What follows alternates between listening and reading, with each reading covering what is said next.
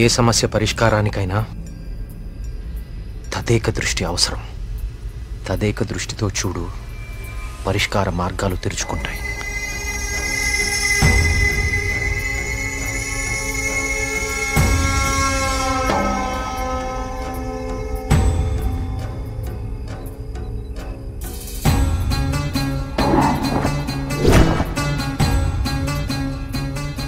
తదేక దృష్టితో చూడు, పరిష్కార మార్గాలు తెరుచుకుంటాయి.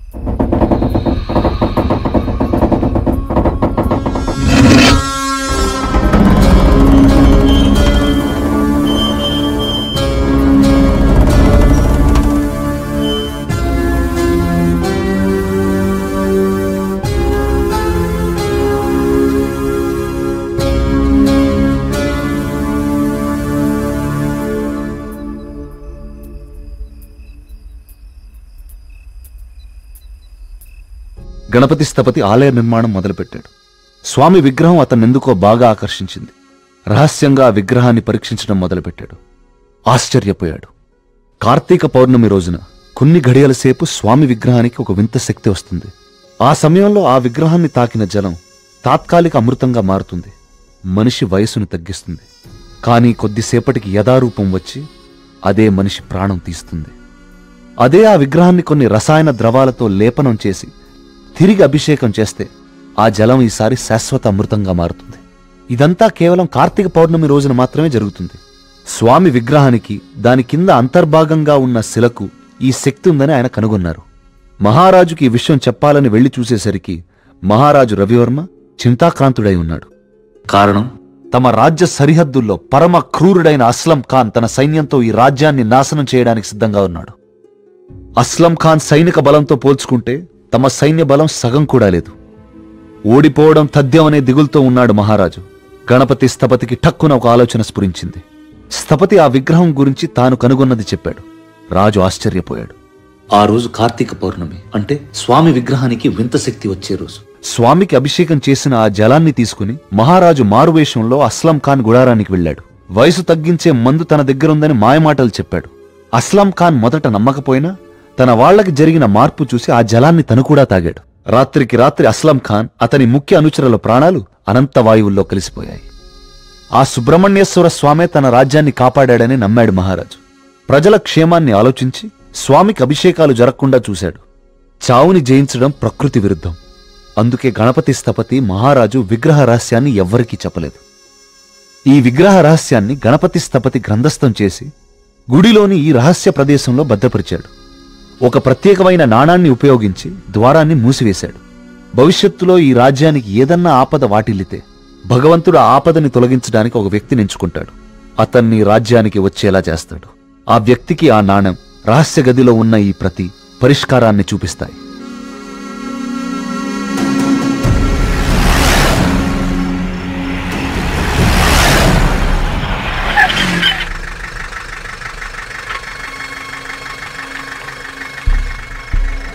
సైకోసిస్ ఇండ్యూసింగ్ ప్లాంట్స్ ఇవి జర్మనీ పరిసర ప్రాంతాల్లో మాత్రమే దొరుకుతాయి.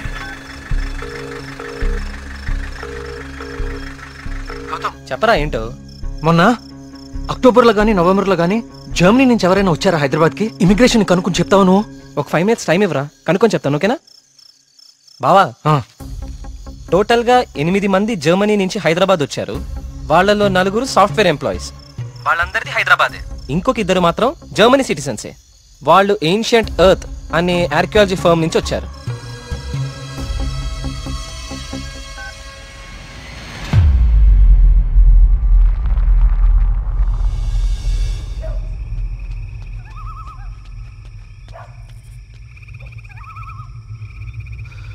వర్మగారు ఏం జరుగుతుంది ఇక్కడ? అందరం ఈ ఊరు వదిలి వెళ్ళిపోతున్నాం బాబు. సార్ నా మాట కొంచెం వినండి. ఇంకా ఏముంది కార్తీక్ వినడానికి? ఏముంది? అక్కడ చావు బతుకుల మధ్య పోరాడుతోంది నా కూతురు కాదయ్యా, నా ప్రాణం. అక్కడ హాస్పిటల్ బెడ్ మీద నా కూతురు ఊపిరి పీల్చుకునే ఒక్కొక్క సెకండ్ నా గుండె 100 సార్లు ఆగి కొట్టుకుంటుందయ్యా. మళ్ళీ ఊపిరి పీలుస్తుందా లేదా?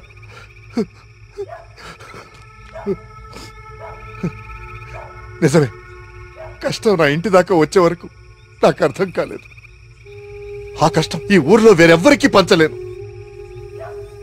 ఈ వయసులో పిల్లల్ని పోగొట్టుకునే దౌర్భాగ్యం ఏ తల్లిదండ్రులకి రాకూడదు. వెళ్ళని, వీళ్ళందరూ ఎక్కడికి వెళ్ళా ఎక్కడో క్షేమంగా ఉన్నారన్న తృప్తైన మిగల్ని. వెళ్ళిపోని. మనందరం ఎక్కడున్నా ఆ రోజు త్వరలో వస్తుందన్న ఆశతో బతికేద్దాం. వెళ్ళండి, అందరూ వెళ్ళండి. దయచేసి నా మాట వినండి. ఒక్కసారి నా మాట వినండి. నేను చెప్పేది కొంచెం వినండి. సార్ నా మాట కొంచెం వినండి. కార్తీక్, నేను నా కూతురుని తీసుకొని వెళ్ళిపోతున్నాను.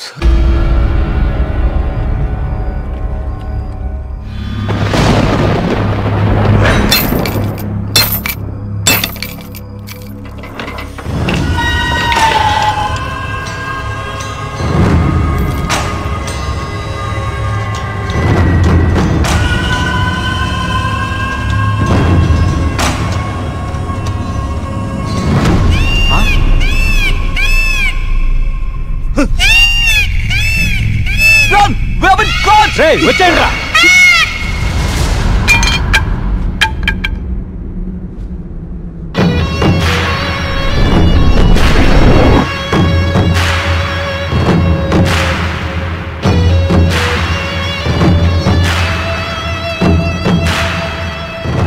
Three D virtual reality technology with laser projection. మీరు ఎవరినైతే చంపాలనుకున్నారో వాళ్ళ దగ్గర ఇలా నెమలి ప్రొజెక్ట్ చేయటం, చూసిన వాళ్ళేమో అది నిజమని నమ్మటం. బా, ఏం ప్లాన్ వేశారా? మళ్ళీ నీకేం చేయాలో తెలుసు కదరా. వెళ్ళు.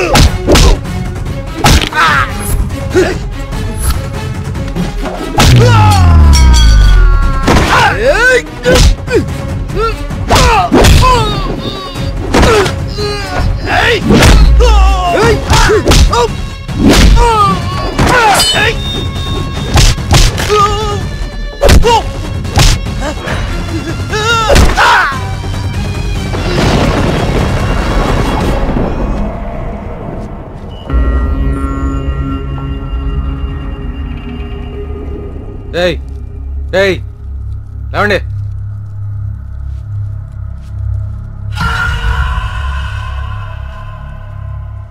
ఏంటి ఊరు వదిలి వెళ్ళిపోయారనుకున్నారా వీళ్ళందరూ? మిమ్మల్ని బయటికి రప్పించడం కోసం మేము ఊరు వదిలి వెళ్ళినట్టు నాటకం ఆడాము. వీళ్ళతో మాట్లాడి బాబు, చంపి వద్దండి, వద్దు. ఆవేశంతో వీళ్ళని చంపితే అసలు విషయం బయటపడదు. దయచేసి వీళ్ళందరినీ ఇక్కడి నుంచి తీసుకుని వెళ్ళండి. వీళ్ళ సంగతి నేను చూసుకుంటాను. ప్లీజ్. మీరు చేసిన తప్పు ఒప్పుకుంటే ప్రాణాలతో ఉంటారు, లేదంటే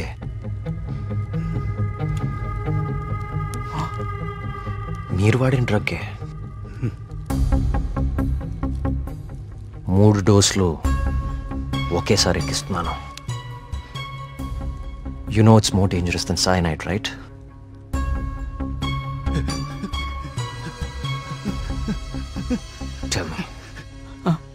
Okay, stop. I'll tell you everything. Don't kill me. మా బాస్ రాబర్ట్ కి జర్మనీలో ఏన్షియంట్ ఎర్త్ ఆర్కియాలజీ అనే సంస్థ ఉంది. అయ్యా ఈ పని నేను చేయలేనయ్యా. దేవుడు, I'll give you many more suitcases like this. Do it, man.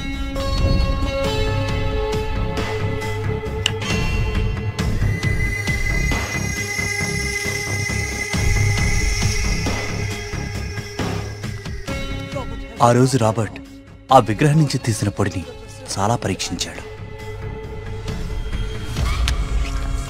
James! See this idol?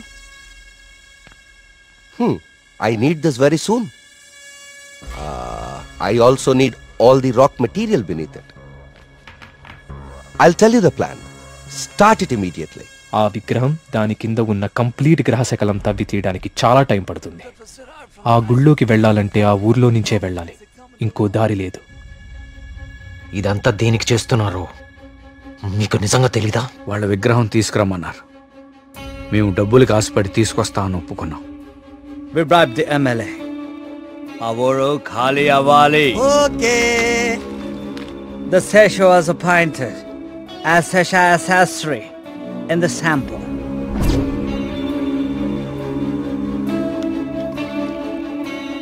Gopalam, ఆ డబ్బులు జాగ్రత్తగా దాచుకున్నావా? దాచుకున్నానయ్యా. తీర్థం తీసుకో.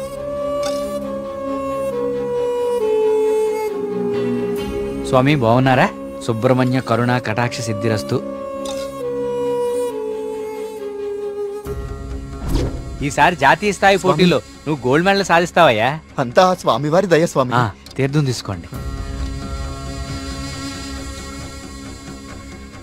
ఈ రోజు రాత్రి నువ్వు ఆత్మహత్య చేసుకుని చచ్చిపోవాలి.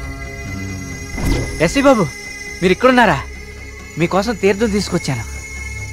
2 రోజుల నుంచి మీరు నా కోసం తీర్థం తీసుకొస్తున్నారండి. ఆ సుబ్రహ్మణ్యేశ్వర స్వామి అనుగ్రహం మీలాంటి వాళ్ళకి ఎప్పుడూ ఉండాలని స్వామి. తీసుకోండి. అలా వాళ్ళకి తీర్థంలో డ్రగ్ కల్పించాం, వాళ్ళని హిప్నటైజ్ చేశాం, వాళ్ళకి గాంధార లిపిని చూపించాం, వాళ్ళు అదే రాసి ఆత్మహత్య చేసుకునేలా ప్లాన్ చేశాం. We created the peacock to make the people believe that it's an act of God. You came suddenly. నిన్ను చంపడానికి ట్రై చేశాం. డ్రగ్ 3 డోసెస్ కల్పించాం, కానీ ఆ పిచ్చివాడు నిన్ను కాపాడాడు. What is this? He's saying he's gonna catch us by tomorrow. అంతా కరెక్ట్గానే ప్లాన్ చేశాం.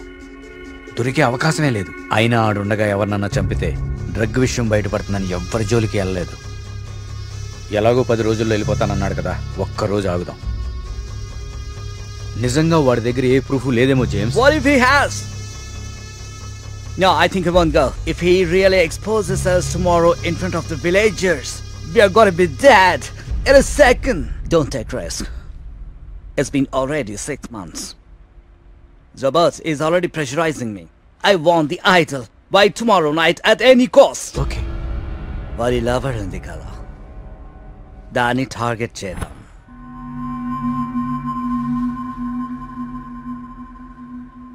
మరి మేఘ్నాన్ని ఎందుకు చంపారా? మేము మాట్లాడుకుంటుంటే వింది. How much time are you gonna take? కుంటి పూజారిలా ఊరిని నమ్మించడం ఈజీ అనుకుంటున్నావా? కరెక్ట్గా 1 వారం రోజుల్లో 5గురిని చంపుతాను. Catcher!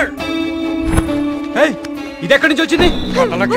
Yes, yes, yes. Only 3 doses. And she's gone.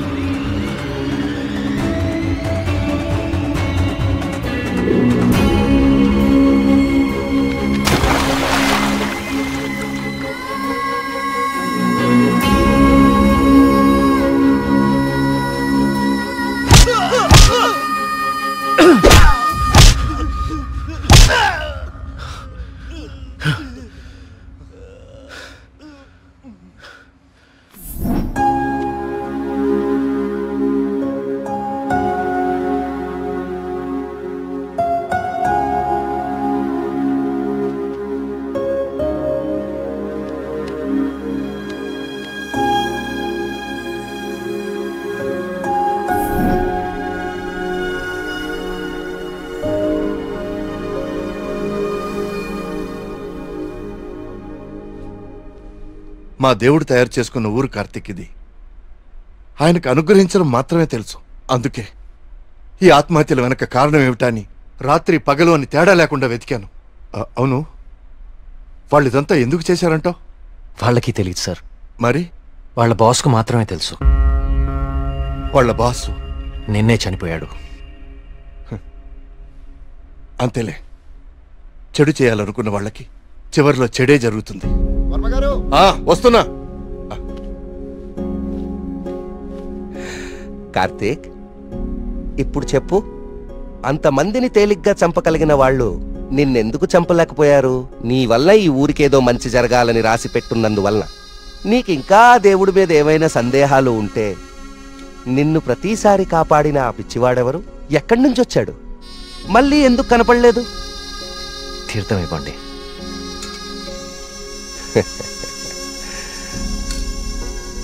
Vijay భవనాయన.